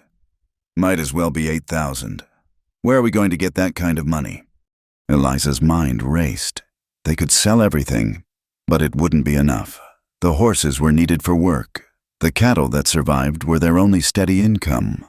The land itself was worthless without clear title. "The army," Jonas said suddenly. "I've got back pay coming. Never collected it after I mustered out." "That was 7 years ago," David protested. "Would they even—" "Only one way to find out." Jonas was already moving. "Fort Laramie is 4 days' ride. If I leave now—" "We leave now," Eliza corrected. "Eliza, no, it's dangerous." "Everything's dangerous. At least together we double our chances." She touched his arm. "Please, don't ask me to sit here and wait while you ride off alone." Jonas looked at her for a long moment, then nodded. "Pack light.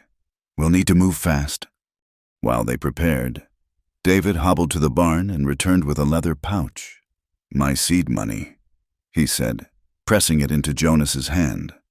"Was saving it to rebuild, but it's only $40, but it might help with supplies." "David, take it. Let me contribute something besides disaster to this family." They left within the hour, pushing hard across the open prairie. The journey to Fort Laramie was treacherous under the best circumstances. Indian raids, outlaws, and the land itself all posed threats. But Jonas knew the territory, and Eliza proved herself an able companion, never complaining despite the brutal pace.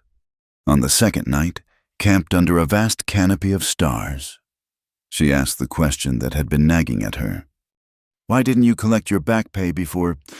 Jonas poked at the fire, sending sparks spiraling upward. "Felt like blood money. Every dollar earned from things I wanted to forget. And now I have something worth fighting for, worth remembering for, if it comes to that." He pulled her close. "I'd face every ghost from the war if it meant keeping you safe." "I don't need safe, I need you." They reached Fort Laramie at sunset on the fourth day. The fort was bustling with activity soldiers, traders, and travelers, creating a chaotic mix. Jonas's tension increased visibly as they passed through the gates. This was his past made physical, and Eliza could see the weight of it settling on his shoulders. The paymaster, a Captain Morrison, greeted them with professional courtesy that cooled when Jonas explained his purpose. 7 years is a long time, Sergeant Callahan. Most men collected their pay immediately upon discharge. I wasn't most men. No, I suppose not. Morrison shuffled through files. Says here you were at Antietam, Chancellorsville, Gettysburg. Quite a record. Just doing my duty. Duty? Morrison found the relevant papers. According to this, you're owed, let me see, with combat pay, unused leave compensation, and interest. He looked up, surprised. $312. Eliza's heart sank. It was substantial, but still far short of what they needed. "I'll take it," Jonas said. "There's a problem." Morrison's expression was apologetic. "Payments over $100 require approval from the Territorial Command. Colonel Briggs is away until next week." "We don't have a week." "I'm sorry, but regulations—" "Morrison!" A voice from the doorway interrupted. A grizzled soldier with major's insignia entered, his eyes widening when he saw Jonas. "Jonas Callahan, Sergeant Jonas Callahan of the 14th Infantry." "Major Thompson." Jonas straightened instinctively. "It is you." Thompson crossed the room in quick strides, gripping Jonas's hand. "Boys, get in here. You won't believe who's come calling." Within minutes, the office was crowded with soldiers, many bearing scars of their own service. They surrounded Jonas with the easy camaraderie of shared survival. And Eliza watched her husband transform from isolated rancher back into the leader of men. "Saved my life at Chancellorsville," one soldier told her. "Carried me 2 miles to the field hospital with a bullet in his own shoulder. Led a charge at Gettysburg when our lieutenant fell." Another added. "Shouldn't have worked, but Jonas made us believe it would." Thompson turned to Morrison. "Whatever this man needs, make it happen." "Sir, regulations clearly state." "I clearly state that Sergeant Callahan gets his money." Thompson's voice brooked no argument. "I'll take responsibility," while Morrison reluctantly counted out the funds. Thompson pulled Jonas aside. "We heard you'd gone to ground in Wyoming, Mary's death. We were all sorry to hear it." "Thank you, sir." "And this is the new Mrs. Callahan." Thompson smiled at Eliza. "Ma'am, you've got yourself a genuine hero, though he'll never admit it." "I know exactly what I've got," Eliza replied, linking her arm through Jonas's. As they prepared to leave, Thompson had one more surprise. There's a supply train heading toward Clearwater Junction tomorrow. Military escort. You'd be welcome to ride along. Safer than traveling alone. Jonas hesitated, clearly torn between urgency and safety. Eliza made the decision for him. We'd be grateful, Major. The journey back was swifter and safer with the military escort. But as they neared home, Eliza noticed Jonas growing increasingly grim. 312 plus David's 40, he calculated aloud. Still not enough. We'll find a way. Sell some horses. Maybe Sarah will. No. Jonas's voice was firm. I won't borrow from neighbors. Won't put anyone else at risk. They arrived home to find David pacing the porch despite his limp. His face fell when Jonas shook his head. How short? David asked. $448 short. Jonas dismounted wearily. I'm sorry. David, I failed you. You tried? That's more than... David stopped, staring at the approaching riders. Company. But it wasn't Whitman or his associates. Sarah Mackenzie led a group of townspeople, their faces determined. Reverend Hayes, the Chen family, even Jake Hendricks, people whose lives Jonas and Eliza had touched during the flood. I heard you had some trouble, Sarah said without preamble. Banker trouble. Specifically... Sarah, we can't... Hush. She dismounted and pulled out a worn leather bag. The town took up a collection. Figure folks who risk their lives for neighbors deserve the same in return. One by one, people came forward. $1 here, $5 there. The Chen family offered $20 through their entire savings. Hendricks, shamefaced but resolute, contributed $50. My sister would have drowned without you, he said gruffly. Reverend Hayes stepped forward last. The church renovation fund can wait. Saving good people's homes cannot. He handed over $70. Eliza counted with shaking hands. Combined with what they had, it totaled $590. Still short, but closer. It's not enough, Jonas said quietly. And I can't... You can and you will, Sarah interrupted. Because the rest comes from me. $210. My rainy day fund. Sarah, no. Consider it an investment. This ranch fails. Who's going to help me with my horses? Who's going to be stupid enough to ride into floodwaters when my time comes? Her gruff tone couldn't hide the emotion in her eyes. We're community. This is what we do. David sank back onto the steps, overwhelmed. I don't deserve this, any of it. Probably not. Sarah agreed cheerfully. But your brother does. And that wife of his. So you'll take the help and pay it forward when you can. 2 days later, they faced Whitman and Garrett in the banker's office. The shock on Whitman's face when Jonas counted out the full amount was worth every hardship of the journey. This isn't possible, Whitman sputtered. Count it again if you like. Jonas's voice was steady. $800, paid in full. Garrett examined each bill carefully, clearly looking for any excuse to reject the payment. Finding none, he reluctantly produced the loan documents and marked them paid. The land remains yours, he said sourly, though I doubt you'll keep it long. This territory has a way of breaking men like you. Men like us have a way of enduring. Eliza replied, disappointing men like you. Outside the bank, the townspeople who'd accompanied them cheered. The victory was more than financial. It was a community's declaration that some things mattered more than profit. You realize Whitman won't stop, Jonas said quietly to Eliza. He'll find another way. Then we'll find another way to stop him. She smiled up at her husband. We're rather good at impossible things. You and I. As they rode home, Jonas suddenly laughed. A free, unburdened sound Eliza had never heard before. What? She asked. I just realized. I collected my army pay. After 7 years of refusing, I finally took it. And you know what Morrison was wrong. It wasn't blood money. It was future money. Our future. David rode up beside them, still moving carefully but with new purpose in his bearing. "I've been thinking about rebuilding, about doing it right this time. No loans, no shortcuts, just hard work and family." "Sounds like a plan," Jonas agreed. As their ranch came into view, Eliza felt a deep satisfaction.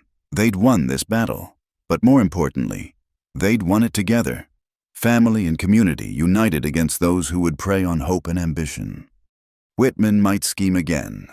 Other challenges would surely come, but surrounded by people who'd proven that honor meant more than profit, who'd shown that courage could take many forms, Eliza knew they'd face whatever came. She was no longer a mail-order bride, no longer an outsider looking for a place to belong. She was Eliza Callahan, wife, neighbor, and part of something larger than herself. The journey that had begun with desperate correspondence had led to this, a love tested by flood and fire, a family forged from loss and redemption, a community that chose connection over judgment. The sun set behind the mountains, painting the sky in shades of gold and rose. Tomorrow would bring its own challenges.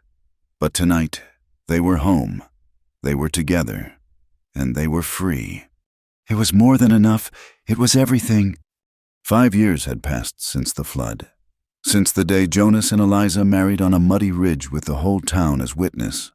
The ranch had prospered through hard work and careful management.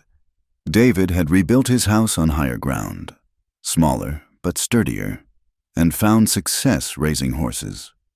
The brothers worked their land separately now but came together for meals every Sunday, a tradition Eliza insisted upon.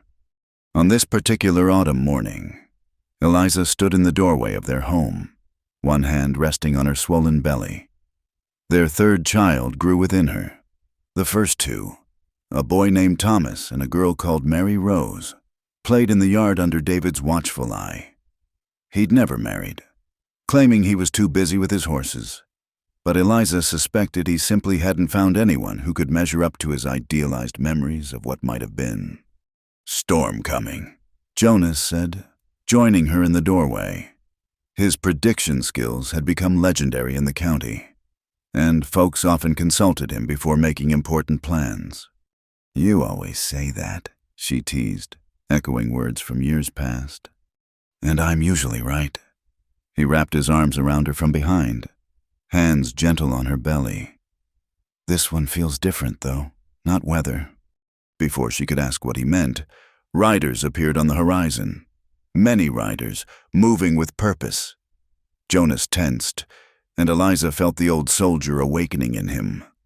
"David," he called sharply, "get the children inside." But as the group drew closer, Eliza recognized the lead rider, Whitman, grayer now, but still carrying himself with arrogant authority. Beside him rode a younger man she didn't recognize, well-dressed, with the soft look of someone who'd never worked with his hands. "Mr. Callahan," Whitman said, not bothering to dismount. "Mrs. Callahan, I'd like you to meet Mr. Theodore Ashford from the railroad company." Ashford tipped his hat with practiced charm. "Ma'am, sir, I represent the Western Pacific Railway Company. We're surveying for a new line through this territory." "Congratulations," Jonas said dryly. "What's that got to do with us?" "Everything," Whitman interjected. "The proposed route runs directly through your land, both parcels, yours and your brother's." Eliza felt Jonas go very still. This was the other shoe dropping, the next move in Whitman's long game. "The railroad has the right of eminent domain," Ashford continued smoothly. "We can take what we need for the public good. However, we prefer to purchase willingly sold land, more civilized that way. Our land isn't for sale," Jonas stated flatly. "Everything is for sale for the right price," Whitman smiled. "Though, of course, the price for willing sellers is much higher than what the court awards in condemnation proceedings." David emerged from the house, having heard the conversation. "How much higher?" "David," Jonas warned. "I'm just asking." David's face was carefully neutral. "Man's got a right to know his options, Ashford named a figure that made Eliza's breath catch. It was more money than most people saw in a lifetime. Enough to start fresh anywhere, live comfortably without the constant struggle against weather and land. Think about it, Ashford said. The railroad is coming whether you agree or not. You can profit from progress, or you can be crushed by it. After they left, the three adults sat around the kitchen table in tense silence. Little Thomas kept trying to show his father a picture he'd drawn, not understanding the gravity of the moment. It's a lot of money, David finally said.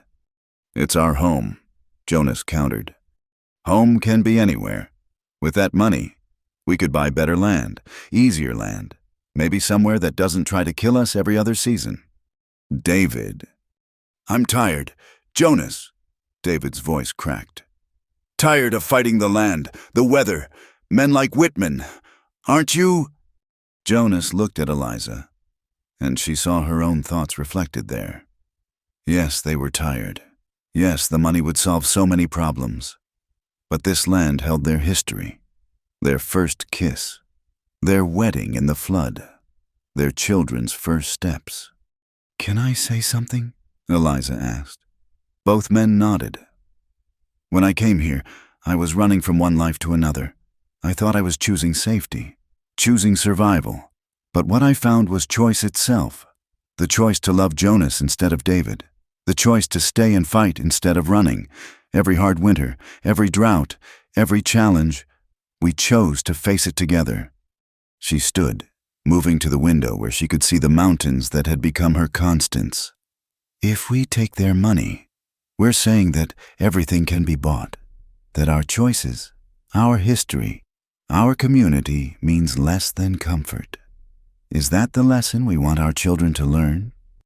But if we don't take it, they'll just condemn the land anyway. David argued.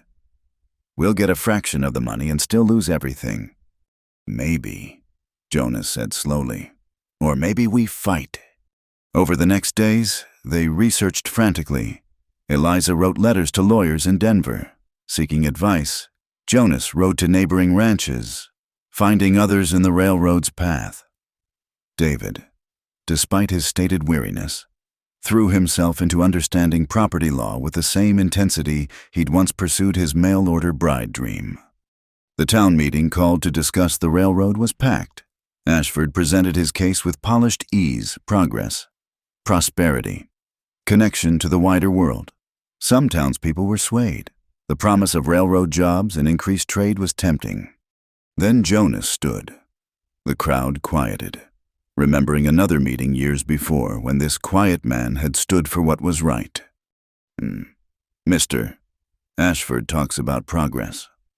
Jonas began, but progress toward what? Toward a future where communities are torn apart for profit, where the land that sustained us is carved up by strangers who've never worked it, never bled for it. That's very poetic, Mr. Callahan, Ashford interjected. But poetry doesn't put food on tables. No, work does, community does. Jonas's voice strengthened. 5 years ago, this town came together to save each other from a flood. We rebuilt together, survived together. That's what puts food on tables, neighbors helping neighbors, not selling out to the highest bidder.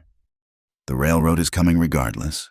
Whitman stated, the question is whether you profit or suffer. There's a third option. Eliza stood, despite Jonas's protective hand on her arm. We propose an alternate route, one that follows the valley to the south, avoiding established ranches and farms. That would add 20 miles and significant cost. Ashford protested. Then perhaps the Western Pacific Railway Company isn't as committed to progress as they claim. Reverend Hayes observed. Seems to me true progress would find a way to build without destroying what's already been built. The meeting erupted in debate. By the end, the town was divided but leaning toward resistance. Ashford left in cold fury, Whitman beside him whispering poison. You've made powerful enemies. Sarah Mackenzie observed afterward. Railroad money runs deep. Then we'd better dig deeper, Eliza replied. What followed was a battle fought with paper and perseverance rather than guns. Eliza, despite her advancing pregnancy, coordinated the legal challenge. Jonas united the ranchers, forming a coalition that even included old enemies. David, in perhaps the greatest surprise, revealed a gift for public speaking, traveling to Denver to plead their case before territorial officials. Whitman fought back viciously. Mysterious fires broke out, fences were cut, the Chen family's laundry burned one night. Though, thankfully, no one was hurt. Fear crept through the community like morning fog. It was Thomas who brought the breakthrough. Playing in Jonas's old army trunk, he found letters Jonas had forgotten, commendations from generals, testimonials from saved soldiers, a personal note from President Lincoln thanking the regiment for their service. "These men owe you their lives." Eliza breathed, reading through them. "That was a long time ago." Jonas protested. "Men with long memories and current influence," she countered. The letters they sent bore fruit. A senator whose son Jonas had saved at Antietam took interest. A general now serving in Washington made inquiries. Slowly, pressure built on the railroad from unexpected directions. The final hearing was held in Denver on a bitter December day. Eliza, now so pregnant travel was dangerous, insisted on attending. The territorial courthouse was packed with ranchers, townspeople, and railroad officials. Ashford presented his case with cold efficiency. The railroad was progress. Progress was inevitable. Those who stood in its way were selfish, backward, doomed. Then David stood to present their counterproposal. But as he began to speak, Eliza gasped. Clutching her belly, the baby was coming. "Continue," she whispered fiercely to Jonas as he started to rise. "This is more important." So while Eliza labored in an adjoining room, attended by Sarah and Mrs. Chen, the men fought for their future with words instead of weapons. David spoke eloquently of community and choice. Jonas testified about the land's value beyond monetary worth. Reverend Hayes invoked higher principles of justice and compassion. The judge, an old soldier himself, listened intently. When Jonas mentioned his service, the judge's eyes sharpened. "Sergeant Jonas Callahan of the 14th Infantry." "Yes, Your Honor."